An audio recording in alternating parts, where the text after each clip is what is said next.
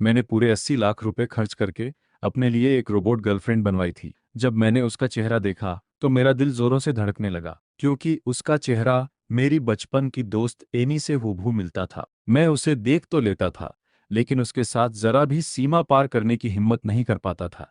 अजीब बात यह थी कि हर सुबह उठते ही मेरी कमर में हल्का हल्का दर्द महसूस होता। ऐसा लगता जैसे रात भर में मेरे शरीर की सारी ताकत खत्म हो गई हो। सच जानने के लिए मैंने अपने कमरे में एक छोटा सा गुप्त कैमरा लगा दिया, लेकिन जब मैंने उसकी रिकॉर्डिंग देखी तो मेरे होश उड़ गए। हर रात वह रोबोट मेरे बेहद करीब आ जाती थी। गुस्से में मैंने तुरंत कंपनी में फोन करके उसे बदलने की मांग की, लेकिन तभी रोबोट गर्लफ्रेंड ने मुझे बिस्तर के कोने तक रोक लिया और हल्की मुस्कान के साथ बोली, जब असली इंसान तुम्हारे साथ है तो फिर नकली की जरूरत क्यों पड़ गई। जिस दिन वह मेरे घर आई उस दिन मैंने सिर्फ एक साधारण सा शॉर्ट्स पहन रखा था। मैंने सोचा था कि सामने तो बस एक मशीन होगी, इसलिए शर्माने जैसी कोई बात नहीं थी। लेकिन जैसे ही दरवाजा खोला और उसे देखा, मेरे मन में एक पल के लिए वहां से भाग जाने का ख्याल आ गया। वो इतनी ज्यादा एनी जैसी दिख रही थी कि एक पल के लिए मुझे अपनी आंखों पर यकीन ही नहीं हुआ। उसका चेहरा, उसका फिगर, उसका स्वभाव, सब कुछ असली एनी जैसा था।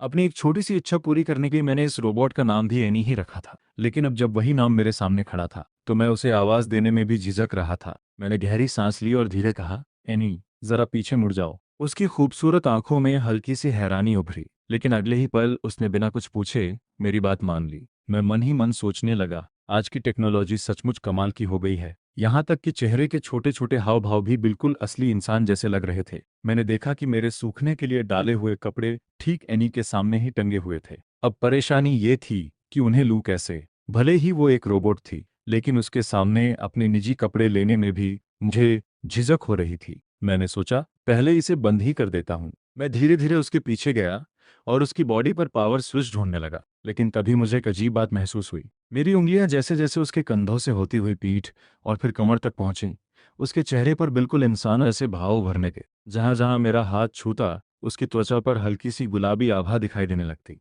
तभी उसने धीमी आवाज में कहा, शरारत मत करो।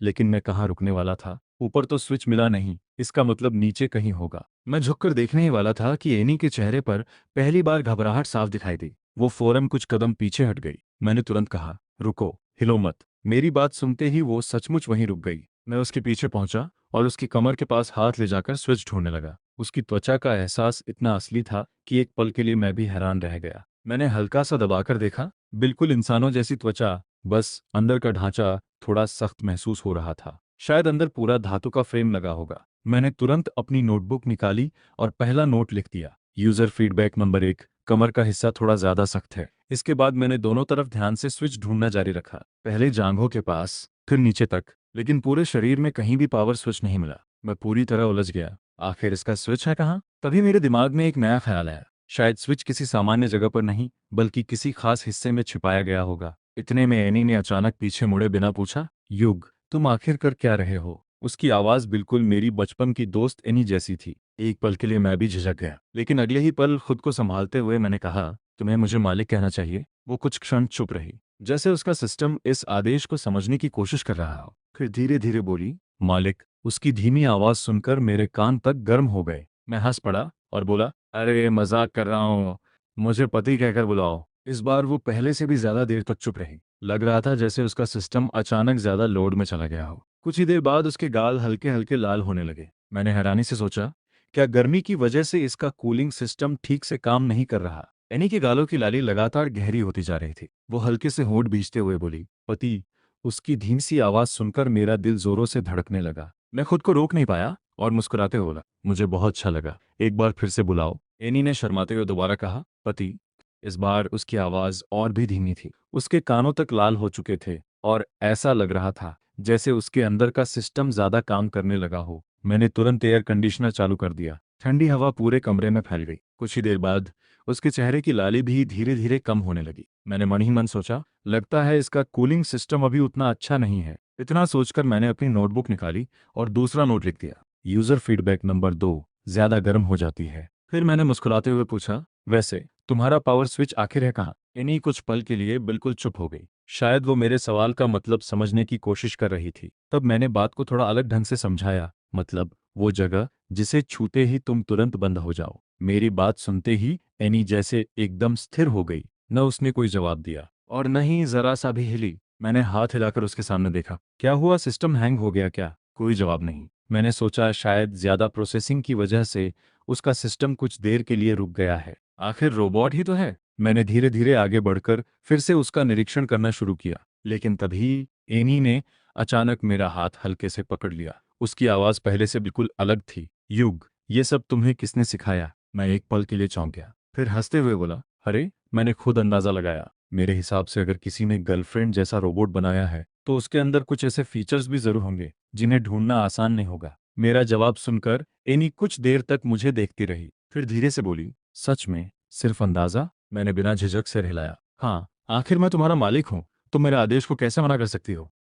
कुछ पल बाद एनी ने हल्की मुस्कान के साथ फिर से मेरी बात मान ली और चुपचाप वापस मुड़कर खड़ी हो गई। लेकिन मुझे बिल्कुल भी एहसास नहीं था कि उसकी आंखों में उस समय एक ऐसी मुस्कान थी जिसका मतलब मैं बहुत बाद में समझने वाला था। मैंने उसकी बात को ज्यादा गंभीरता से नहीं लिया। मैंने मुस्कुराकर कहा, अच्छा, अब अपनी आंखें बंद कर लो। एनी ने बिना कोई सवाल किए सिर हिलाया। ठीक है। मैं धीरे धीरे उसके पास से निकलकर खिड़की तक पहुंचा और वहां रखे अपने सारे कपड़े जल्दी जल्दी समेट लिए। रोबोट बनाने वाली कंपनी ने मुझसे कहा था कि एक रोबोट कभी भी अपने मालिक के आदेश का उल्लंघन नहीं करेगा। यही सोचकर मैं पूरी तरह निश्चिंत था। मुझे बिल्कुल भी डर नहीं था कि एनी चोरी छिपे अपनी आंखें खोलकर मुझे देखेगी। सारा सामान समेटने के बाद मैंने राहत की सांस ली, फिर उसकी तरफ देखकर कहा, ठीक है, अब आंखें खोल सकती हो। एनी ने धीरे धीरे अपनी आंखें खोली, लेकिन पता नहीं क्यों उसकी नजरें मुझसे मिल ही नहीं रही थीं। जैसे ही हमारी आंखें टकराती वो तुरंत दूसरी तरफ देखने लगती। मैंने हैरानी से पूछा, क्या हुआ, तुम्हारी आंखों में कोई दिक्कत है? एनी ने हल्की सी खांसी की और बोली, नहीं, कुछ नहीं। मैंने फिर अपनी नोटबुक निकाली और एक और टिप्पणी लिख दी, यूजर फीडबैक नंबर 3, आंखें मिलाने से बचती है। उसी समय मेरे मोबाइल पर मैसेज की घंटी बजी। मैंने स्क्रीन देखी। मैसेज मेरे रूममेट यश का था। बहुत जरूरी, जल्दी क्लास में पहुंच, आज प्रोफेसर अचानक अटेंडेंस लेने वाले हैं। मेरा घर यूनिवर्सिटी के बिल्कुल पास था। अगर मैं अभी निकलता तो समय पर पहुंच सकता था, लेकिन सच कहूं, इतनी मुश्किल से मुझे अपनी रोबोट गर्लफ्रेंड के साथ अकेले रहने का मौका मिला था। मेरा बिल्कुल भी मन नहीं था कि उसे छोड़कर जाऊं। मैंने मजाक में यश को जवाब भेजा, मेरी तरफ से हाजिरी लगा देना। कुछ ही सेकंड बाद उसका जवाब आया, आज हर स्टूडेंट को खड़े होकर एक कविता भी सुनानी है, अब खुद ही आ जा। ये पढ़ते ही मेरा सारा उत्साह ठंडा पड़ गया। मैंने मजबूरी में अपना बैग उठाया, दरवाजे तक पहुंचकर पीछे मुड़ा। एनी अब भी चुपचाप वहीं खड़ी मुझे देख रही थी। मैंने मुस्कुराते हुए कहा, मैं कॉलेज जा रहा हूं, तुम घर पे ही रहना, ठीक है? बाहर बिल्कुल मत जाना। एनी ने आज्ञाकारी बच्चे की तरह सिर हिलाया, फिर हल्की मुस्कान के साथ बोली, ठीक है पति, मैं आपका इंतजार करूंगी। उसकी बात सुनते ही मेरे चेहरे पर अपने आप मुस्कान आ गई। मैं मन ही मन बोला, सच कहूं, ये पैसे पूरी तरह वसूल हो गए। खुशी में मैंने उसके माथे पर हल्के से एक चुंबन दिया, दरवाजा बंद किया और कॉलेज के लिए निकल पड़ा। जैसे ही मैं क्लास में पहुंचा, प्रोफेसर ने उसी समय अटेंडेंस लेना शुरू कर दिया। मैंने राहत की सांस ली। उफ, बाल बाल बच गया। मैं अपनी सीट पर बैठते ही राहत की सांस लेने लगा। यश एक हाथ से अपना चेहरा टिकाए बड़े ही बोरियत भरे अंदाज में क्लास सुन रहा था। अचानक उसने लंबी सांस भरते हुए कहा, यार, बड़ा अफसोस हो गया। मैंने उत्सुकता से उसकी तरफ देखा। क्या हुआ? यश ने धीरे से कहा, तुझे पता है, आज हमारी क्लास के साथ सेकेंड ईयर की क्लास भी लगी है। मैं तो सोच रहा था कि आज एनी भी दिख जाएगी। फिर उसने कंधे उचकाते हुए कहा, लेकिन सुना है उसका पैर फ्रैक्चर हो गया है। उसने पूरे 1 महीने की छुट्टी ले ली है। उसकी बात सुनते ही मैं कुछ पल के लिए चौंक गया। क्या, इन्हीं का फ्रैक्चर हो गया? मैं अभी यही सोच ही रहा था कि तभी यश अचानक उत्साहित होकर बोला, अरे उधर देख। मैंने उसकी नजर का पीछा किया। क्लासरूम का दरवाजा खुला और तेज धूप के बीच एक परिचित चेहरा अंदर आया। वो थी एनी। वो हमेशा की तरह शांत चेहरे के साथ सीधे अंदर आई और खाली सीट की तरफ बढ़ गई। लेकिन क्योंकि मैं देर से पहुंचा था, पहली कतार में सिर्फ 2 ही सीटें बची थीं। मैं और यश वहीं साथ बैठे थे। अब एनी के पास भी हमारे बगल वाली सीट पर बैठने के अलावा कोई दूसरा विकल्प नहीं था। यश ने धीरे से मेरे कान में फुसफुसाया, ये क्या मामला है? अभी तो सब कह रहे थे कि वो 1 महीने की छुट्टी पर है। मैंने धीमी आवाज में जवाब दिया। शायद उसने अपना मन बदल लिया होगा। यश अब भी हैरान था, लेकिन एनी जैसी टॉपर भी कभी झूठ बोल सकती है क्या? मैं हल्का सा मुस्कुराया।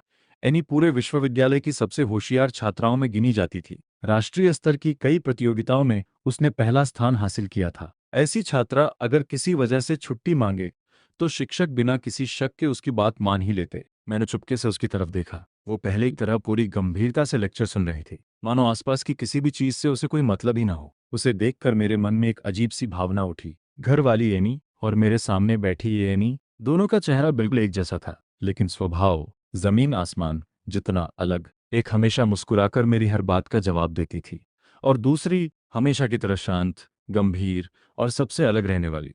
अनजाने में ही मेरे चेहरे पर हल्की मुस्कान आ गई। शायद मुझे अपनी रोबोट एनी की याद आने लगी थी। क्लास खत्म होते ही एनी बिना किसी से बात किए अपनी किताबें समेटकर बाहर निकल गई। यश उसे जाते हुए देखता रहा, फिर मेरी तरफ मुड़कर बोला, युग, पता नहीं क्यों मुझे लगता है कि आज एनी पहले से भी ज्यादा ठंडी हो गई है। मैंने हैरानी से उसकी तरफ देखा। सच में? मुझे तो वो हमेशा से ऐसी ही लगती थी। यश ने तुरंत सिर हिलाया। नहीं यार, तूने शायद ध्यान नहीं दिया। वो सबसे विनम्र रहती है, लेकिन तेरे साथ उसका व्यवहार हमेशा थोड़ा अलग था। आज पहली बार लगा जैसे वो जानबूझकर दूरी बना रहे हो। उसकी बात सुनकर मैं कुछ पल के लिए सोच में पड़ गया। क्या सचमुच ऐसा था? मुझे तो हमेशा लगता था कि एनी हर किसी से एक जैसा व्यवहार करती है। मैंने ज्यादा देर इस बारे में नहीं सोचा। क्लास खत्म होते ही मैं सीधे घर की तरफ निकल पड़ा। दरवाजा खोलते ही रसोई से स्वादिष्ट खाने की खुशबू आने लगी। मैंने अंदर जाकर देखा, एनी एप्रन पहने रसोई में व्यस्त थी और डाइनिंग टेबल पर तरह तरह के पकवान पहले से सजे हुए थे। मैं आश्चर्य से बोला, ये सब तुमने बनाया है? एनी ने हल्की सी मुस्कान के साथ मेरी तरफ देखा। हाँ, उम्मीद है तुम्हें पसंद आएगा। मैं दौड़कर उसके पास गया, उसे अपनी बाहों में भर लिया और उसकी पतली कमर को हल्के से पकड़ते हुए मुस्कुराकर बोला, बीवी, तुम सच में सबसे अच्छी हो। इतना कहकर मैं किचन की ओर मुड़ा ताकि एक और प्लेट और चम्मच ले आऊं, लेकिन तभी एनी मेरे पीछे आकर खड़ी हो गई। वह हल्का सा झुकी, दोनों हाथ मेरी कोहनियों के पास टेबल पर टिकाए और धीरे से मेरे कान के पास फुसफुसाई, क्या काम निकलते ही मुझे भूल जाओगे? अपनी बीवी के लिए एक प्लेट और चम्मच भी नहीं लोगे? उसकी गर्म सांसें मेरे कानों को छू रही थीं। उसकी हल्की सी खुशबू पूरे माहौल में घुल गई। मेरा चेहरा शर्म से लाल हो गया। मैंने गला साफ करते हुए कहा, अरे तुम भी खाना खाओगी? एनी ने बनावटी नाराजगी दिखाते हुए होंठ फुला लिए। तो क्या अब पति मालिक बन गया है और अपनी बीवी को खाना भी नहीं खिलाएगा? मैं हंस पड़ा। लेकिन रोबोट तो बिजली से चलते हैं ना। एनी मुस्कुराई। मैं नई पीढ़ी का मॉडल हूँ, शायद खाना भी मेरी ऊर्जा बन सकता है। मैं उसकी तरफ मुड़ा। हमारी नजरें मिली। उसकी आंखों में मेरे लिए इतना अपनापन और प्यार था कि मेरा दिल जैसे पिघल गया। मैंने मुस्कुराते हुए उसे फिर से हल्के से गले लगाया। ठीक है, गलती मेरी थी, तुम बैठो, मैं अभी तुम्हारे लिए भी प्लेट लेकर आता हूँ। एनी की आंखों में मुस्कान और गहरी हो गई। वह थोड़ा सा आगे झुकी, उसकी नाक हल्के से मेरे माथे को छू गई। मैं अभी भी उस पल से उबर नहीं पाया था कि उसने मेरी इस्तेमाल की हुई प्लेट और चम्मच उठा लिए। मुस्कुराकर बोली, मैं इसी में तुम्हारे साथ खा लूंगी। मैं मन ही मन सोचने लगा, हे भगवान, ये मुझे इतना शर्मिंदा क्यों कर देती है। खाने के दौरान एनी बार बार मेरी प्लेट में सब्जी रखती, सूप परोसती और बड़े ध्यान से मेरी देखभाल करती रही। हर काम वह इतनी सहजता और अपनापन से कर रही थी कि मुझे किसी चीज की कमी महसूस ही नहीं हुई। कुछ देर बाद उसने मुस्कुराकर पूछा, तो मेरी सर्विस कैसी लगी? मैंने सूप का आखिरी घूंट पिया और संतुष्टि से मुस्कुराते हुए कहा, कमाल की, सच में बहुत बढ़िया। मेरी तारीफ सुनकर एनी के चेहरे पर एक मीठी सी मुस्कान फैल गई। वह चुपचाप बर्तन समेटकर सिंक तक ले गई और उन्हें धोने लगी। मैं सोफे पर लेटकर कुछ देर टीवी देखने लगा, लेकिन ज्यादा देर नहीं हुई कि मेरी आंखें भारी होने लगी। आखिरकार मैं उठकर अपने कमरे में सोने चला गया। आधी नींद में अचानक मुझे महसूस हुआ कि बिस्तर का एक किनारा हल्का सा नीचे दब गया है। मैंने मुश्किल से आंखें खोली और धीमे से पूछा, एनी, क्या तुम भी सोने आ रही हो? एनी एक पल के लिए ठिठक गई। फिर उसने धीरे से मेरे सिर पर हाथ फेरते हुए मुस्कुराकर कहा, क्या तुमने मुझे अपना नौकर समझ रखा है? नींद इतनी ज्यादा आ रही थी कि मेरी पलकें खुल ही नहीं रही थीं। मैं बस कुछ अस्पष्ट सा बड़बड़ाया। मेरी बात ठीक से सुनने के लिए एनी थोड़ा झुककर मेरे होंठों के करीब आई, लेकिन तब तक मैं दोबारा गहरी नींद में जा चुका था। अगली सुबह मेरी आंख खुलते ही मेरे मुंह से जोर की चीख निकल गई। मैं जिस तरह सो रहा था उसे देखकर मैं खुद ही शर्म से पानी पानी हो गया। मैं ऑक्टोपस की तरह एनी से लिपटा हुआ था। मेरी आवाज सुनकर एनी भी जाग गई। उसने हल्का सा भौहें सिकोड़कर चिंता से मेरी तरफ देखा। क्या हुआ, कोई बुरा सपना देखा? मैं मन ही मन सोचने लगा, नहीं, बुरा सपना तो तुम हो, लेकिन जब मैंने उसके माथे पर पड़ी हल्की शिकन देखी तो जाने क्यों मैं कुछ पल के लिए उसे देखता ही रह गया। मैंने झेपते हुए अपनी छाती पर हाथ रखा। दिल अभी भी तेजी से धड़क रहा था। कुछ कुछ नहीं। फिर मैंने घबराकर पूछा, लेकिन तुम मेरे बिस्तर पर क्यों हो? एनी ने बिल्कुल सामान्य स्वर में जवाब दिया, इस घर में सिर्फ एक ही बिस्तर है, तो मैं और कहाँ सोती? मैंने तुरंत ड्राइंग रूम की ओर इशारा किया। सोफा तो है। मेरी बात सुनते ही एनी के चेहरे की मुस्कान धीरे धीरे गायब हो गई। ऐसा लगा जैसे उसका मूड अचानक बदल गया हो, लेकिन उसने गुस्सा नहीं किया। कुछ पल चुप रहने के बाद उसने धीमे स्वर में कहा, कल तक तो मुझे अपनी पत्नी कह रहे थे और आज मुझे सोफे पर भेज रहे हो। उसकी आवाज में शिकायत भी थी और हल्की सी उदासी भी। मेरा दिल एक पल के लिए अजीब सा हो गया। उसी समय मेरा फोन अचानक बज उठा। मैंने स्क्रीन की ओर देखा। एक अनजान आईडी से मैसेज आया था, क्या आज तुम्हारे पास साथ में खाना खाने का समय है? एनी भी मेरे पास आ गई। उसने स्क्रीन पर नजर डालते हुए पूछा, ये कौन है? मैंने प्रोफाइल पर नजर डाली। नाम कोई सेव नहीं था, बस एक अजीब सा यूजर नेम लिखा हुआ था। मैं लगभग आधा मिनट तक सोचता रहा, लेकिन याद ही नहीं आया कि यह कौन है। ध्यान से प्रोफाइल फोटो देखी। एक लड़की हाथों में फूलों का गुलदस्ता लिए शादी की सफेद ड्रेस को निहार रही थी। तभी मुझे याद आया, यह तो मेरे रूममेट यांग ताइवई की कुछ महीने पहले वाली ब्लाइंड डेट थी। लेकिन वह अचानक मुझे मैसेज क्यों कर रही थी? और अफसोस की बात यह थी, मुझे उससे मिलना ही पड़ेगा। पिछली बार मैं अपना गुस्सा रोक नहीं पाया था और उसे एक थप्पड़ जड़ दिया था। यांग ताइवई हमारे हॉस्टल का सबसे मेहनती छात्र था। पूरे विभाग में उसका प्रदर्शन सबसे बेहतरीन था। हर तरह की प्रतियोगिता में हिस्सा लेता और हमेशा शानदार परिणाम लाता। अगर ऐसे ही चलता रहा तो रिसर्च के लिए उसका चयन होना तय था। लेकिन उसकी सौतेले पिता की सोच बिल्कुल अलग थी। उन्हें बस इतनी जल्दी थी कि उसकी शादी हो जाए। मुसीबत यह थी कि जिस दिन उसकी ब्लाइंड डेट रखी गई, उसी दिन उसकी एक बेहद जरूरी प्रतियोगिता भी थी। वह अपने पिता का विरोध नहीं कर पाया, इसलिए मैं उसकी जगह जाकर यह मुश्किल काम अपने ऊपर ले लिया। लेकिन मुलाकात शुरू होते ही वह लड़की मेरे भविष्य की योजनाएं बनाने लगी। शादी के बाद तुम्हें नौकरी करने की जरूरत नहीं पड़ेगी। हर महीने अपनी पूरी सैलरी मुझे दे देना, घर संभालना और बच्चों का ध्यान रखना। उसकी बातें सुनकर मैं हंस पड़ा। मैंने जेब से अपनी कार की चाबी निकालकर उसके सामने रख दी। मेरे पास इतना पैसा है कि मैं अपनी कार आराम से पाल सकता हूँ। मुझे कोई और पालने की जरूरत नहीं। मेरी बात सुनते ही उसका चेहरा बिगड़ गया। वो ताने मारते हुए बोली, तुम्हारे घर की हालत मुझे अच्छी तरह पता है। इतनी महंगी कार तुम्हारे बस की नहीं। जरूर कोई गड़बड़ करके खरीदी होगी। फिर उसने और भी घटिया आरोप लगा दिया, कहीं किसी अमीर औरत ने तुम्हें पाल तो नहीं रखा। उसकी ऊंची आवाज सुनकर आसपास बैठे लोग भी हमारी तरफ देखने लगे। मेरे अंदर का गुस्सा फट पड़ा। मैंने बिना एक पल गंवाए उसके गाल पर जोरदार थप्पड़ मार दिया। जिसकी सोच गंदी होती है उसे पूरी दुनिया गंदी दिखाई देती है। खुद में कोई काबिलियत नहीं और दूसरों पर कीचड़ उछालने चली हो। आज तुम्हें ऐसा सबक सिखाऊंगा कि जिंदगी भर याद रहेगा। वह पलटकर मुझ पर हाथ उठाने ही वाली थी, लेकिन उससे पहले ही मैं वहां से निकल चुका था। मेरा गुस्सा तो शांत हो गया, लेकिन उसकी वजह से यांग ताइवई को अपने पिता से बहुत डांट सुननी पड़ी।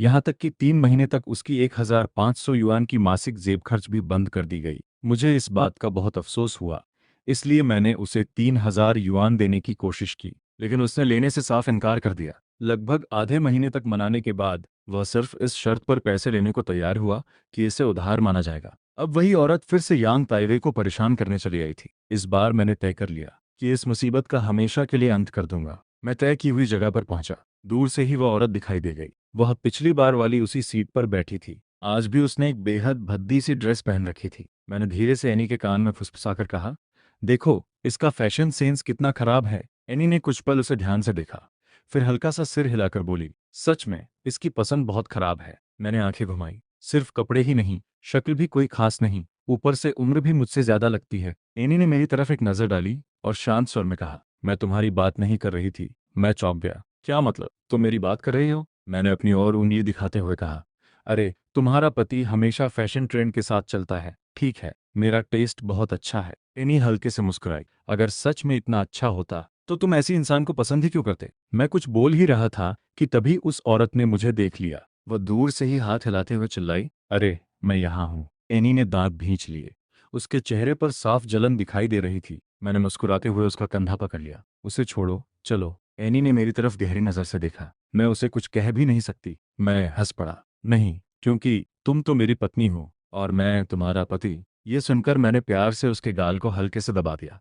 उसकी त्वचा बिल्कुल असली इंसान जैसी मुलायम और लचीली महसूस हो रही थी। मैं मुस्कुराकर बोला, सच में इसे बहुत बढ़िया बनाया है। मैं थोड़ा झेप गया। वैसे अभी हमारी शादी भी कहाँ हुई है? एनी ने बिना एक पल गंवाए जवाब दिया, तो चलो अभी जाकर शादी कर लेते हैं। मैं हंस पड़ा। अरे पगली, मैं इंसान हूँ और तुम तो एक रोबोट हो। कहीं तुम अपने किरदार में जरूरत से ज्यादा तो नहीं डूब गई? मैंने उसे याद दिलाया, तुम्हारे पास न पहचान पत्र है और ना ही परिवार रजिस्टर। एनी कुछ पल के लिए चुप हो गई, फिर धीरे से बोली, कोई बात नहीं। इतने में वह औरत हमारे सामने आ पहुंची। मैंने बिना झिझक एनी के गाल पर एक हल्का सा चुंबन दिया और मुस्कुराकर कहा, चाहे दुनिया हमें कोई नाम दे या न दे, मेरे लिए तुम हमेशा मेरी सबसे प्यारी पत्नी रहोगी। लेकिन मेरी ये बात सुनते ही एनी के चेहरे का रंग अचानक बदल गया। उसकी आंखों में गहरी उदासी उतर आई। मैं उसके इस बदलाव का कारण समझ ही नहीं पाया। उधर वह औरत गुस्से से चीख पड़ी, तुम मेरे साथ मिलने आए हो और दूसरी लड़की को भी साथ ले आए।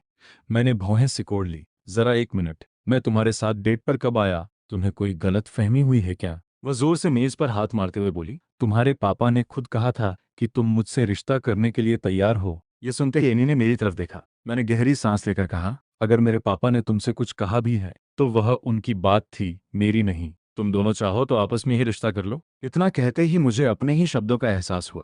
मैं मन ही मन बुदबुदाया, माफ करना पापा, मैं बस इस मुसीबत से निकलना चाहता था। लेकिन वह औरत अभी भी हार मानने को तैयार नहीं थी। वह अकड़कर बोली, शायद तुम्हें अभी तक मेरी हैसियत का अंदाजा नहीं है। हमारे घर के पुनर्विकास में हमें 8 लाख युआन से भी ज्यादा मिले हैं। ऊपर से हमारा अपना बिजनेस भी है। साल का आराम से लाखों कमा लेते हैं। अगर तुम अच्छे दिखते न होते तो तुम्हें मौका भी नहीं मिलता। उसकी बातें सुनकर मुझे हंसी आ गई। मैं मन ही मन सोचने लगा, मैंने तो सिर्फ इन्हीं को बनवाने में ही 80 लाख युआन खर्च कर दिए। तुम्हारी पूरी संपत्ति भी उसकी कीमत के सामने कुछ नहीं है। फिर भी वह रुकने का नाम नहीं ले रही थी। उसने इधर उधर नजर दौड़ाई और पूछा, वैसे तुम्हारी वो कार कहाँ है? आज दिखाई नहीं दे रही। फिर वह व्यंग्य से हंसी। मैं पहले ही समझ गई थी कि तुम झूठ बोल रहे थे। अगर मैं तुम्हारे पापा से जाकर सच न पूछती तो शायद मैं भी तुम्हारी बातों में आ जाती। इतना कहकर उसने एनी की तरफ इशारा किया। यही है ना वह लड़की? मेरे अंदर का गुस्सा फिर उबलने लगा। मैंने गहरी सांस ली और खुद को शांत करते हुए कहा, सुनिए, ये मेरी गर्लफ्रेंड है और आपका मुझसे कोई रिश्ता नहीं है।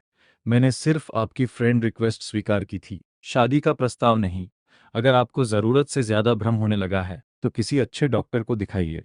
और अगर मेरे पापा ने आपसे कुछ भी वादा किया है तो उसका जवाब भी उन्हीं से मांगिए, मुझसे नहीं। मुझे आप में बिल्कुल भी दिलचस्पी नहीं है, इसलिए आगे से मुझे मिलने या साथ खाना खाने के लिए मैसेज मत भेजिए। मैंने एनी का हाथ कसकर पकड़ लिया। वो गुस्से से भरी हुई थी। अगर मैं उसे न रोकता तो पता नहीं क्या कर बैठती। पूरी बातचीत के दौरान बोल तो मैं ही रहा था, लेकिन एनी की खामोशी साफ बता रही थी कि वह बिल्कुल खुश नहीं थी। घर लौटते ही मैंने यांग ताइवई को सारी बात बता दी। मेरी बात सुनकर वह इतना भावुक हो गया कि तुरंत बोला, युग, मैं तुम्हारा एहसान कभी नहीं भूलूंगा। इस बार खाना मेरी तरफ से। मैंने हंसते हुए एक सनग्लास वाला इमोजी भेजा। ठीक है, फिर पका रहा। फोन रखकर मैंने नए कपड़ों के टैग उतारे, उन्हें अच्छी तरह मोड़कर अपने सुकेस में रख दिया। उसी समय कपड़े सुखाती हुई एनी की नज़र मेरे सूटकेस पर पड़ी। वह मेरी तरफ मुड़ी और धीरे से पूछ बैठी, क्या तुम वापस हॉस्टल जाने वाले हो? मैंने मुस्कुराकर सिर हिलाया, नहीं, एक दोस्त ने खाने पर बुलाया है। एनी ने मेरे सूटकेस की ओर देखते हुए पूछा, सिर्फ खाना खाने जा रहे हो तो कपड़े साथ ले जाने की क्या जरूरत है? मैं हंस पड़ा। वो हमेशा बहुत व्यस्त रहता है, बहुत मुश्किल से मिलने का मौका मिलता है। एनी अब भी उलझन में थी। लेकिन इसका कपड़ों से क्या संबंध है? मैंने कमर पर हाथ रखते हुए मुस्कुराकर कहा, असल में इसकी वजह तुम हो। एनी ने हैरानी से पूछा, मैंने शरारती अंदाज में कहा, हाँ, लेकिन तुमसे इसका क्या संबंध है यह मत पूछो। मैंने उसकी नाराज नजरों को पूरी तरह नजरअंदाज किया। बस इतना कहा, घर पर अच्छे से मेरा इंतजार करना। इतना कहकर मैं हमेशा की तरह दरवाजा बंद करके बाहर निकल गया। खाना खाने के बाद हम लोग सीधे के टीवी चले गए। मस्ती इतनी ज्यादा हुई कि रात के 3 बज गए। जब मैं घर लौटा तो शराब के नशे में ऊंची आवाज में चिल्लाया, एनी, मैं आ गया। मेरी आवाज सुनते ही एनी जल्दी जल्दी कमरे से बाहर आई। उसके चेहरे पर चिंता साफ दिखाई दे रही थी। उसने तुरंत मेरे लिए पानी लाकर दिया, फिर हल्की नाराजगी से बोली, इतनी देर तक बाहर क्या कर रहे थे? मैंने लड़खड़ाती आवाज में जवाब दिया, दोस्तों के साथ था, अगली बार इतना देर नहीं करूंगा। उसने मेरी आवाज पर ध्यान दिया, तुम्हारी आवाज को क्या हुआ? मैं हंस पड़ा। आज ऊंची आवाज में गाना गाने की प्रतियोगिता थी और मैं जीत गया। एनी मेरे कान के पास झुककर धीरे से हंसी। उसकी गर्म सांसें मेरे कानों को छू गईं। मैं अनायास से सिहर उठा। तभी उसकी नजर मेरे कपड़ों पर भी। उसके चेहरे का रंग तुरंत बदल गया। तुमने कपड़े क्यों बदल लिए? मैंने लापरवाही से जवाब दिया, पुराने वहीं छोड़ दिए। एनी अचानक घबरा गई। कहाँ छोड़ दिए? शायद कि टीवी में। कोई बात नहीं, अभी तो दूसरे कपड़े पहन रखे हैं। लेकिन उसने तुरंत सिर हिलाया। ये कपड़े तो वे नहीं हैं जिन्हें तुम पहनकर गए थे। मैंने हंसते हुए कहा, ये यश के हैं। हम दोनों ने मजाक मजाक में कपड़े बदल लिए थे। जैसे ही उसे पता चला कि यश लड़का है, उसके चेहरे का तनाव धीरे धीरे कम हो गया। वह मेरे पास आई, मेरे चेहरे और हाथों को गीले तौलिए से साफ किया, फिर मेरे कमरे से साफ रात के कपड़े लेकर वापस आई। मैंने दोनों हाथों से अपनी पैंट पकड़ ली। अरे, तुम क्या कर रही हो? मेरी पैंट क्यों उतार रही हो? इन्हीं ने होंठ भींचते हुए कहा, तुम्हारे पूरे शरीर से शराब की गंध आ रही है, जल्दी से कपड़े बदलो। मैंने सिर हिलाया, नहीं, मैं खुद बदल लूंगा। मैंने जबरदस्ती अपनी आंखें खोलने की कोशिश की, लेकिन नशे की वजह से पलकें खुल ही नहीं रही थीं। आखिरकार मैंने हार मान ली। तभी एनी ने मेरा हाथ पकड़ लिया। बाथरूम घर है, मैं तुम्हें वहां तक ले चलती हूँ। मैंने धीरे से सिर हिलाया। हाँ, वहीं जाकर बदल लेता हूँ। लेकिन 2 कदम चलते ही मेरे पैर लड़खड़ा गए। मुझे गिरता देखकर एनी तुरंत मुझे संभाल कर बाथरूम तक ले गई। बाथरूम की हल्की पीली रोशनी उसके चेहरे पर पड़ रही थी। उस पल वह पहले से भी ज्यादा खूबसूरत लग रही थी। नशे में मैं अनजाने में उसका चेहरा छू लिया और बुदबुदाया, काश तुम सचमुच मुझे पसंद करती। एनी हल्का सा ठिठक गई। उसने मेरी ओर देखा और धीमे से पूछा, क्या तुम्हें लगता है कि मेरा प्यार नकली है? ये कहकर एनी ने शॉवर चालू किया और बाथटब में पानी भरने लगी। फिर उसने मुझे टॉयलेट सीट पर बैठाया और धीरे से पूछा, आज दिन में जिस लड़की से मिलने गए थे उसका तुमसे क्या रिश्ता है? मैंने नशे में लड़खड़ाती आवाज में जवाब दिया, वो ब्लाइंड डेट थी, हमारे पापा ने भेजा था। मैंने मुश्किल से अपनी आंखें खोली और उसकी नाक पर हल्की सी उंगली रखकर मुस्कुराया। देखा, तुम्हें सब समझ में आ जाता है।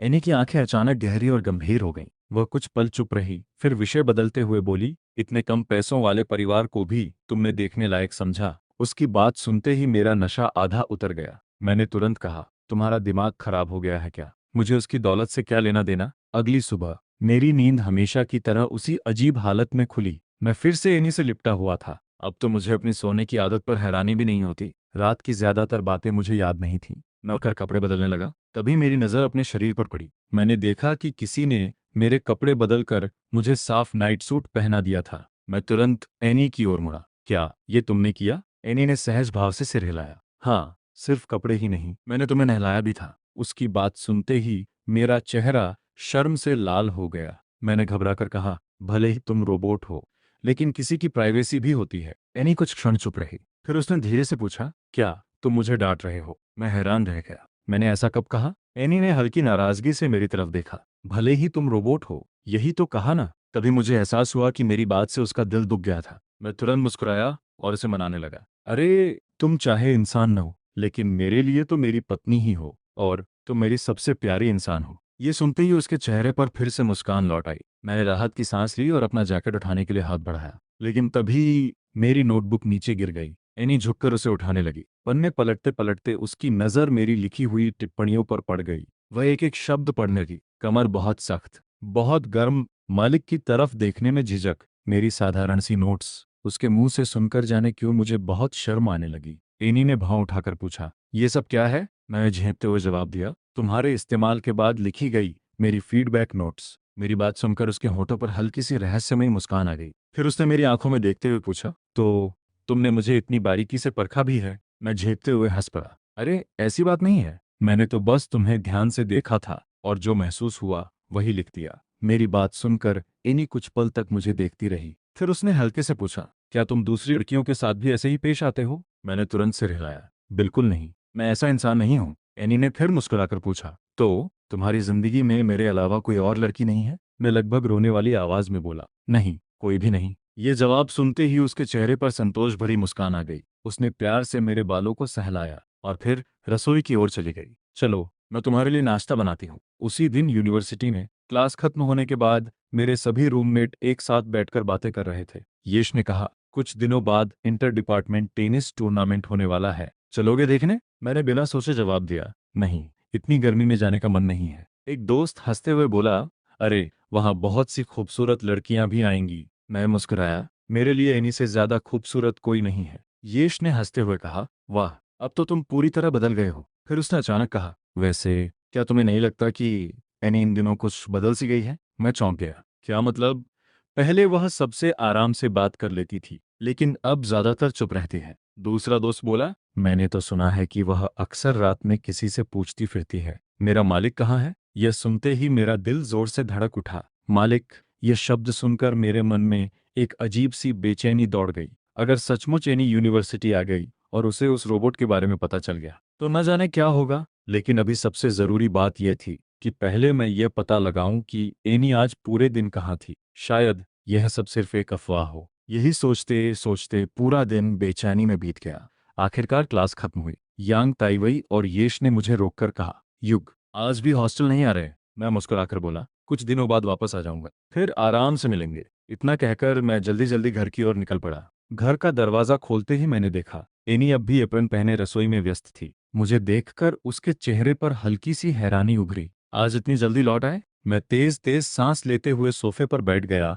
और एक ही सांस में आधा गिलास पानी पी गया। फिर मैंने उसकी ओर देखकर पूछा, आज तुम कहीं बाहर गई थी? एनी ने सहजता से सिर हिलाया। मेरा दिल धक से रह गया। मैंने तुरंत पूछा, क्या तुम मेरी यूनिवर्सिटी गई थी? उसने शांत स्वर में जवाब दिया, नहीं। उसका जवाब सुनते ही मेरे सीने पर रखा भारी पत्थर जैसे हट गया। मैंने राहत की सांस ली। शायद मैंने ही बेवजह ज्यादा सोच लिया था। फिर भी मुझे लग रहा था कि एनी पहले जैसी नहीं रही। वह पहले से कहीं ज्यादा चुप और गंभीर हो गई थी। मैं मन ही मन बुदबुदाया, लगता है इन दिनों वह भी अपनी ही दुनिया में खोई रहती है। कुछ देर बाद एनी ने खाने की सारी प्लेटें मेज पर सजा दी। जैसे ही मैं बैठा, उसने अचानक मेरी ओर देखते हुए पूछा, युग, क्या तुम मुझे पसंद करते हो? मैं मुस्कुराया। तुम जैसी ख्याल रखने वाली लड़की किसे पसंद नहीं आएगी? तुम्हारे हाथ का खाना, तुम्हारा साथ, मुझे सब अच्छा लगता है। मैंने मुस्कुराते हुए एक निवाला उठाया और खाने लगा। तभी एनी ने अपना फोन मेरी तरफ बढ़ाया। स्क्रीन पर एक लड़की का मैसेज खुला हुआ था। यह लड़की जिसने तुमसे अपने दिल की बात कही थी। मैंने एक नज़र देखकर सहजता से कहा, मैंने तो उसे पहले ही मना कर दिया था। एनी ने फिर पूछा, और स्पोर्ट्स डिपार्टमेंट वाली लड़की? मैं हंस पड़ा। वह भी नहीं, वह मेरी पसंद नहीं है। मेरे जवाब सुनकर उसकी आंखों में एक हल्की सी चमक उभरी। मैंने गौर किया, लेकिन कुछ कहा नहीं। मैं फिर चुपचाप खाने लगा। कुछ देर बाद उसने मेरे सामने एक गिलास गुनगुना पानी रख दिया। खाना खत्म होने के बाद भी मेरे मन की बेचैनी कम नहीं हुई। मैं बार बार उसी बात के बारे में सोच रहा था। आखिर मैंने रोबोट बनाने वाली कंपनी के रिसर्च विभाग को एक ईमेल भेजा। मैंने लिखा, क्या किसी रोबोट के अंदर इंसानों जैसी भावनाएं विकसित हो सकती हैं? क्या वह अपने मालिक से प्यार करने लग सकता है? ईमेल भेजने के कुछ ही देर बाद एनी मेरे पास आ गई। उसने मेरी स्क्रीन की ओर देखते हुए पूछा, क्या देख रहे हो? मैं घबरा गया। मैंने तुरंत लैपटॉप बंद कर दिया। कुछ नहीं, बस ऐसे ही। इन दिनों हर सुबह उठते समय मेरा शरीर थका हुआ लगता था। कमर में हल्का दर्द रहता और अजीब सी कमजोरी महसूस होती। मुझे शक होने लगा कि शायद मैं नींद में चलने लगा हूँ। मैंने एनी से पूछा, क्या मैं रात में नींद में उठकर कहीं जाता हूँ? एनी ने मेरे माथे पर हाथ रखा और मुस्कुराकर बोली, नहीं, तुम बिल्कुल ठीक हो। इतनी अजीब अजीब बातें क्यों सोचते रहते हो? उसकी बात सुनकर मेरे मन में एक अजीब सी भावना उठी। हर गुजरते दिन के साथ वह मुझे पहले से ज्यादा एक असली इंसान जैसी लगने लगी थी। लेकिन न जाने क्यों इस एहसास से मुझे खुशी नहीं, बल्कि डर महसूस हो रहा था। उस एहसास ने मेरे मन में डर भर दिया। एनी की नज़र बचाकर मैंने कमरे के एक कोने में एक छोटा सा कैमरा लगा दिया। मैं जानना चाहता था कि आखिर रात को मेरे साथ क्या होता है। इसी बीच मैंने अपना लैपटॉप खोला। रिसर्च विभाग की ओर से ईमेल आ चुका था। उसमें लिखा था, प्रिय ग्राहक, वर्तमान तकनीक के अनुसार किसी रोबोट में इंसानों जैसी भावनाएं विकसित होना या अपने मालिक से प्रेम करना संभव नहीं है। कृपया निश्चिंत रहें। ईमेल पढ़कर मैंने राहत की सांस ली। लगता है मैं ही जरूरत से ज्यादा सोच रहा था। इसके बाद लगातार एक हफ्ता बीत गया। सब कुछ सामान्य रहा, यहाँ तक कि मैं कमरे में लगाए कैमरे की बात भी लगभग भूल चुका था। एक दिन अचानक मुझे कैमरे की रिकॉर्डिंग याद आई। मैंने वीडियो खोलकर देखना शुरू किया, लेकिन अगले ही पल मेरे हाथ कांपने लगे। वीडियो में साफ दिखाई दे रहा था कि हर रात एनी चुपचाप मेरे पास आकर बैठ जाती थी। वह मुझे अपने करीब कर लेती और देर तक मेरे साथ रहती। यह सब देखकर मेरा दिमाग सुन्न हो गया। मैं घबराकर कमरे से बाहर निकल आया। उसी समय मैंने रिसर्च कंपनी के मुख्य कार्यालय में फोन मिलाया। कंपाती आवाज में कहा, मैं ये प्रोडक्ट वापस करना चाहता हूँ, कृपया इसे बदल दीजिए। इतना कहते ही एनी मेरे सामने आ खड़ी हुई। उसने मुझे पीछे हटने का मौका ही नहीं दिया। मैं घबराकर पीछे हटा, लेकिन वह मुझे कमरे के एक कोने तक ले गई। मेरे हाथ से फोन छूटकर जमीन पर गिर पड़ा। मैं पूरी तरह घबरा चुका था। एनी धीरे धीरे मेरे करीब आई। उसने मेरी आंखों में देखते हुए शांत लेकिन गहरे स्वर में कहा, जब मैं तुम्हारे सामने हूँ तो फिर किसी नकली चीज की जरूरत क्यों है? मैंने सूखे होंठों पर जीभ फेरी। तुम क्या कहना चाहती हो? एनी ने मेरी ओर देखते हुए हल्की सी मुस्कान दी। युग, मुझे कभी अंदाजा नहीं था कि तुम अपनी भावनाएं इतने लंबे समय तक छिपाकर रखोगे। अगर मुझे तुम्हारे ईमेल न मिले होते तो क्या तुम हमेशा इसी तरह चुप रहते? मैं स्तब्ध होकर उसे देखता रह गया। मेरे मुंह से मुश्किल से शब्द निकले, तुम क्या सच में वही एनी हो? एनी ने बिना कुछ कहे बस हल्के से सिर हिला दिया। वह मेरे और करीब आ गई। हमारे बीच की दूरी अब लगभग खत्म हो चुकी थी। मैं पीछे हटना चाहता था, लेकिन घबराहट से मेरे पैरों में जैसे जान ही नहीं बची थी। मैं गिरने ही वाला था कि उसने तुरंत मुझे संभाल लिया। मैं शर्म और उलझन में बुदबुदाया, मैंने इतने साल तुम्हें पसंद किया, लेकिन तुमने कभी कोई इशारा ही नहीं दिया। तुम हमेशा इतनी शांत और दूर दूर रहती थी। एनी ने हल्की मुस्कान के साथ मेरी ओर देखा। सच, मुझे तो हमेशा लगता था दूरी तुमने बनाई थी। मैं अब भी यकीन नहीं कर पा रहा था कि मेरे सामने खड़ी लड़की वही थी। जिसे मैं इतने सालों से चुपचाप अपने दिल में बसाए हुए था। मैं अब भी यकीन नहीं कर पा रहा था। घबराहट में मैंने उसका हाथ पकड़कर जैसे खुद को यकीन दिलाने की कोशिश की। नहीं, ये सच नहीं हो सकता। तुम जरूर मुझे बेवकूफ बना रही हो। एनी ने गहरी सांस ली। उसकी आंखों में कई भाव एक साथ उभर आए। धीरे से उसने कहा, युग, अब और खुद को धोखा मत दो। मैं कुछ पल तक बिल्कुल चुप खड़ा रहा।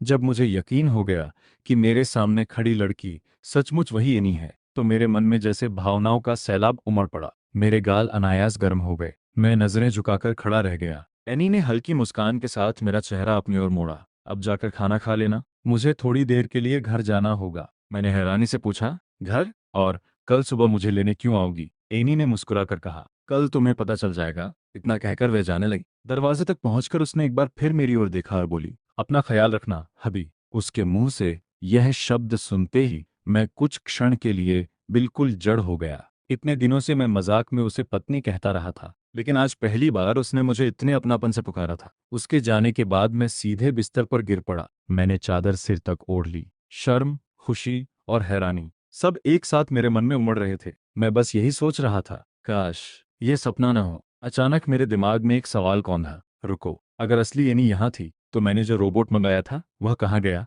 मैंने तुरंत अपना फोन उठाकर डिलीवरी का पता देखा। तभी मुझे अपनी गलती समझ में आई। ऑर्डर देते समय डिफॉल्ट एड्रेस चुना गया था। इसका मतलब रोबोट अभी भी यूनिवर्सिटी में ही रखा हुआ था। मैं बिना एक पल गंवाए वहां पहुंच गया। जल्दी से उस पैकेज को लेकर वापस निकल आया। मुझे लगा किसी ने मुझे नहीं देखा होगा, लेकिन मेरी किस्मत इतनी अच्छी नहीं थी। किसी छात्र ने मेरी और एनी की साथ चलती हुई तस्वीर खींच ली और उसे कैंपस की कन्फेशन वॉल पर पोस्ट कर दिया। देखते ही देखते पूरी यूनिवर्सिटी में चर्चा शुरू हो गई। अरे, हमारी कैंपस ब्यूटी तो रिलेशनशिप में है और लगता है लड़का ही ज्यादा कॉन्फिडेंट है। उधर मेरे रूममेट्स लगातार ग्रुप चैट में मुझे टैग कर रहे थे, युग, ये फोटो तुम्हारी है क्या? भाई, तुमने एनी का दिल कब जीत लिया? मैं सिर्फ हल्की सी मुस्कान दे पाया। यह कहानी इतनी आसान नहीं है। यांग ताइवेई ने हंसते हुए मैसेज किया, भाई, मैं तो शुरू से तुम्हारे साथ था। तुम दोनों सच में एक दूसरे के लिए बने हो? यश ने भी तुरंत हामी भर दी। सच कहूं, अब तो मैं भी तुम दोनों की जोड़ी का फैन बन गया हूं। मैंने बेबस होकर सिर पकड़ लिया।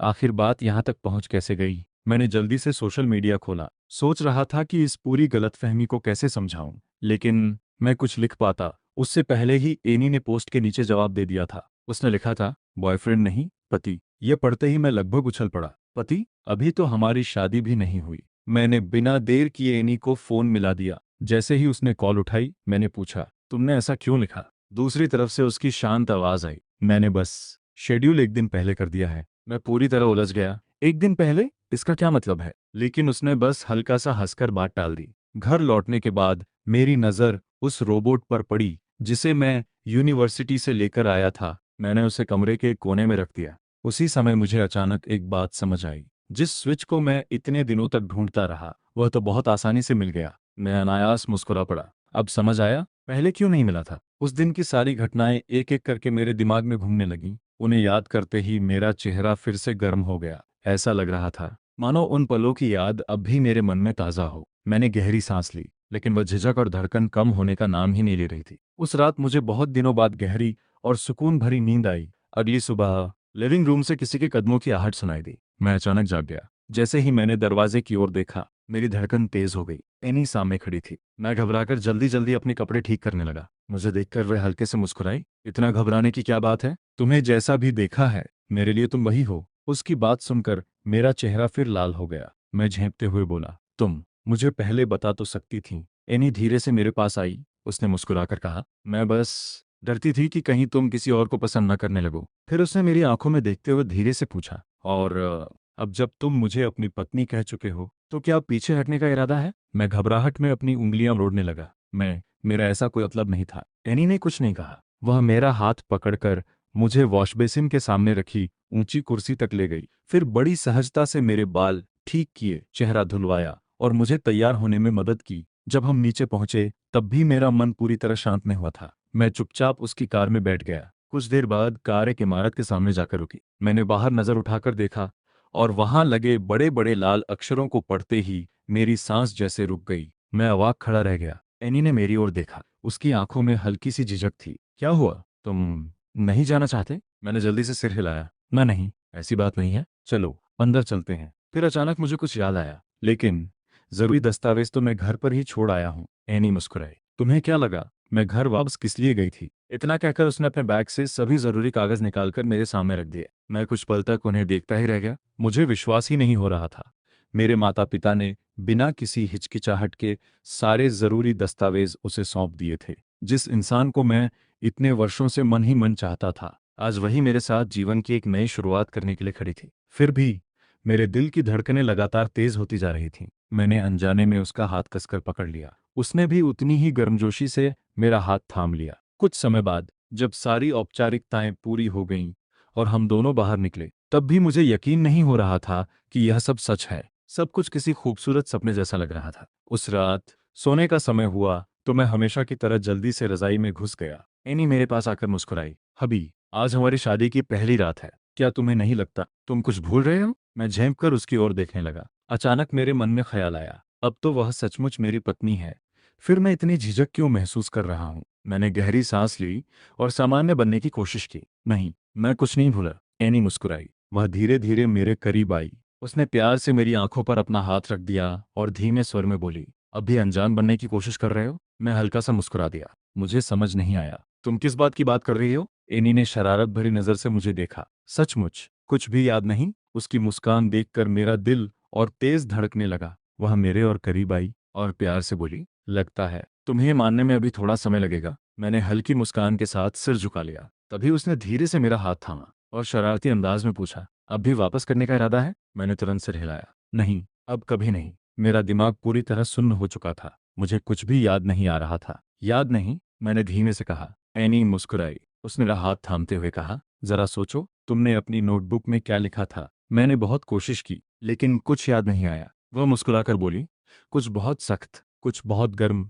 और मैं अचानक सब समझ गया। मेरा चेहरा शर्म से लाल हो गया। मैंने झेमते हुए उसके कंधे पर हल्का सा मुक्का मारा। मैं तो तुम्हें वापस करने वाला था। एनी हंस पड़ी। एनी की नज़र से जब मैं 10 साल की थी, युग हमारे दोस्त में रहने आया था। उसे पहली बार देखते ही मैं उससे प्यार करने लगी थी। बाद में उसने कहा कि उसे मुझसे मिडिल स्कूल से प्यार था, लेकिन सच तो यह था मैं उससे उससे भी पहले प्यार कर बैठी थी। मैं बस अपनी भावनाएं छिपाना जानती थी। मैंने कभी अपने दिल की बात इसलिए नहीं कही क्योंकि मुझे डर था, अगर उसने मुझे ठुकरा दिया तो मैं वह दर्द सह नहीं पाऊंगी। धीरे धीरे युग के आसपास उसे पसंद करने वाली लड़कियां बढ़ने लगीं। तब मुझे लगा, अगर मैं और इंतजार करती रही तो शायद उसे हमेशा के लिए खो दूंगी। मुझे पता था कि उसने कॉलेज के पास एक मकान किराए पर लिया है। मैंने तय किया, अब मैं अपने दिल की बात उससे जरूर कहूंगी। जैसे ही उसने दरवाजा खोला, हमारी नजरें एक दूसरे से मिली।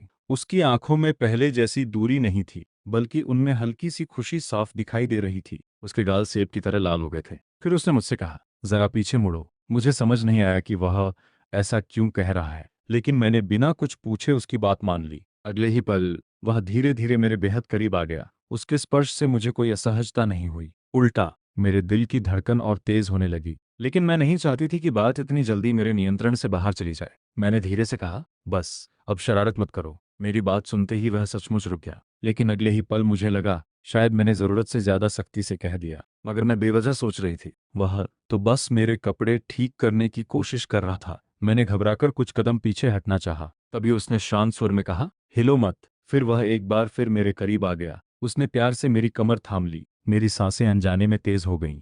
ऐसा लग रहा था जैसे मैं उसकी कोमलता में खोती जा रही हूँ। मैंने महसूस किया कि उसकी नजरें मुझ पर ही टिकी हुई थीं। मैंने हिचकिचाते हुए पूछा, युग, तुम क्या कर रहे हो? वह हल्का सा मुस्कुराया और बोला, अब तुम्हें मुझे मालिक नहीं, पति कहना चाहिए। उसकी बात सुनकर मेरा दिल खुशी से भर गया। मैं यकीन ही नहीं कर पा रही थी, क्या वह सचमुच वही कहना चाहता था जो मैं इतने सालों से सुनना चाहती थी? इससे पहले कि मैं कुछ और पूछ पाती, युग ने खुद ही अपनी भावनाएं मेरे सामने रख दी। मैं भी तुम्हें पसंद करता हूँ। उसकी ये बात सुनते ही मेरा दिल अपार खुशी से भर गया। इतने वर्षों से जिसे सुनने का इंतजार था, आज आखिरकार वही शब्द मेरे कानों तक पहुंच गए।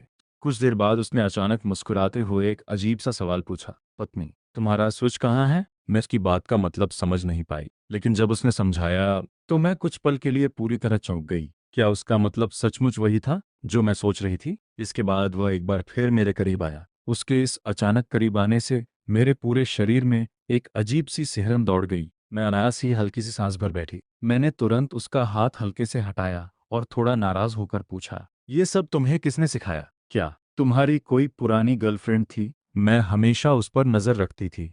अगर उसकी ज़िंदगी में कभी कोई और लड़की होती तो मुझे ज़रूर पता चल जाता। मैं ये सोच भी नहीं सकती थी कि वह किसी और के साथ कभी इतना करीब रहा होगा। मैंने दोबारा पूछा, सच सच बताओ, ये सब कहाँ से सीखा? युग ने मुस्कुराकर जवाब दिया, मैंने बस अंदाज़ा लगाया था। उसकी बात सुनकर मेरे मन का बोझ हल्का हो गया। मैंने राहत की सांस ली। कुछ देर बाद उसने मुझसे कहा, ज़रा अपनी आंखें बंद करो। मैंने हामी तो भर दी, लेकिन अपनी जिज्ञासा रोक नहीं पाई। मैंने चुपके से आंखें खोलकर देखने की कोशिश की कि वह क्या कर रहा है। उसे देखते ही मैं शर्म से नजरें झुका बैठी। मैं मन ही मन सोचने लगी, ये लड़का भी ना। फिर उसने कहा कि उसे कॉलेज की क्लास के लिए जाना होगा। मैंने मन ही मन फैसला कर लिया कि अब मैं उसके साथ ज्यादा से ज्यादा समय बिताऊंगी। इसीलिए मैंने अपने शिक्षक से 1 महीने की छुट्टी ली ताकि हम दोनों बिना किसी रुकावट के साथ रह सकें। दूसरे लोगों की बेवजह की रुकावटों से बचने के लिए मैंने अपनी एक करीबी दोस्त से कह दिया था, अगर कोई बहुत ज़रूरी बात हो तो मुझे सीधे मेरे प्राइवेट अकाउंट पर ही मैसेज करना। लेकिन यही फैसला बाद में मेरी सबसे बड़ी चूक बन गया। मुझे काफी देर तक ये पता ही नहीं चला कि मेरा पति चुपचाप एक रोबोट खरीद चुका था। उसके साथ बिताया हर दिन मेरे लिए बेहद खुशियों से भरा था। जब भी वह मुस्कुराकर मुझे पत्नी कहकर बुलाता, मेरा पूरा दिन बन जाता था। लेकिन धीरे धीरे उसके आसपास नए नए खतरे भी दिखाई देने लगे। आजकल की तकनीक सचमुच बहुत आगे बढ़ चुकी थी। यहाँ तक कि किसी इंसान के चेहरे के छोटे छोटे हाव भाव भी बिल्कुल असली जैसे बनाए जा सकते थे। लेकिन मैं किसी को भी हमारे रिश्ते के बीच आने नहीं देना चाहती थी। मेरे भीतर की जलन हर दिन बढ़ती जा रही थी। मैं चाहती थी कि हमारा रिश्ता सबसे मजबूत और अटूट बन जाए। एक दिन मैंने उससे पूछा, क्या तुम्हें भी ऐसा ही लगता है? उसने बिना झिझक जवाब दिया, बिल्कुल। उसका यह जवाब सुनकर मेरा दिल खुशी से भर गया। मैं तो चाहती थी कि हम हमेशा के लिए एक दूसरे के हो जाएं। लेकिन तभी उसने लापरवाही से कहा, अभी तक हमारे रिश्ते को कोई आधिकारिक पहचान नहीं दिया। उसकी यह बात सीधे मेरे दिल में चुभ गई। कुछ समय बाद उसके भेजे हुए एक ईमेल ने मेरा ध्यान खींचा। जिज्ञासा में मैंने उसका ऑर्डर रिकॉर्ड देखा। तब जाकर मुझे पूरी सच्चाई समझ आई। मैं उसकी असली भावना समझ चुकी थी। उस रात हमने अपने भविष्य को लेकर खुलकर बातें की। मैं चाहती थी कि वह हमेशा मेरे साथ रहे, चाहे जो भी हो। मैं उसका हाथ कभी नहीं छोड़ना चाहती थी। जब उसने वह रोबोट वापस करने की बात की, मुझे समझ आ गया कि अब सच्चाई छिपाई नहीं जा सकती। कैंपस की दीवार पर लगी उस एक तस्वीर की वजह से हमें अपने रिश्ते को सबके सामने स्वीकार करने का मौका मिल गया। उसके बाद शादी का रजिस्ट्रेशन हो गया और फिर हम हमेशा के लिए एक दूसरे के जीवन साथी बन गए। शादी के बाद मैंने उसका हाथ मजबूती से थाम लिया और मन ही मन वादा किया, जिंदगी भर मैं तुम्हारा हाथ कभी नहीं छोड़ूंगी।